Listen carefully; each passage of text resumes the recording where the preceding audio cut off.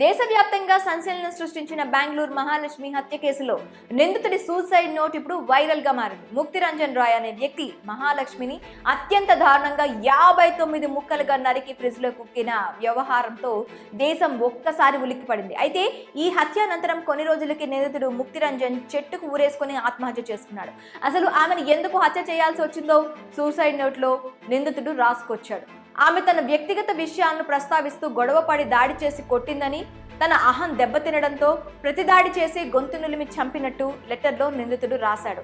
ఆ తర్వాత డెడ్ బాడీని బాత్రూంలోకి తీసుకెళ్లి ఆక్సల్ బ్లేడ్తో 59 ముక్కలు చేసి ఫ్రిడ్జ్లో ఉంచానని తెలిపాడు. శరీర భాగాల నుంచి వాసన రాకుండా రసాయనాలను స్ప్రే చేసినట్టు చెప్పాడు. ఆ తర్వాత బాత్రూంను శుభ్రం చేసి ఇంటికి తాళం వేసి రైల్లో ఒడిశాలోని తన సొంతూరు మండికి వెళ్ళినట్టు సూసైడ్ నోట్లో ముక్తిరంజన్ రాయ్ రాశాడు.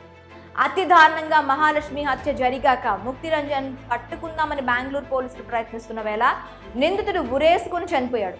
విచారణ చేపట్టిన పోలీసులు సంఘటనా స్థలంలో ఉన్న సూసైడ్ లెటర్తో పాటు ల్యాప్టాప్, సెల్ ఫోన్లను స్వాధీనం చేసుకున్నారు. ముక్తిరంజన్ రాయ్, లక్ష్మి ఇద్దరూ మల్లేశ్వరంలోని ఓ సంస్థలో పనిచేసేవారు.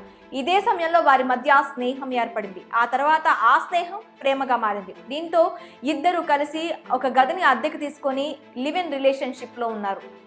ఇద్దరు ఒకే ఇంట్లో ఉంటున్నప్పటికీ రాయ్ ఇతర యువతులతో చనువుగా మాట్లాడడం లక్ష్మికి నచ్చలేదు. దీంతో ఇదే విషయమై ఇద్దరి మధ్య గొడవలు జరిగేవి. అయితే అప్పటికే పెళ్ళై ఒక బిడ్డకు జన్మనిచ్చిన లక్ష్మిని పెళ్లి చేసుకోవడానికి రాయ్ నిరాకరించాడు.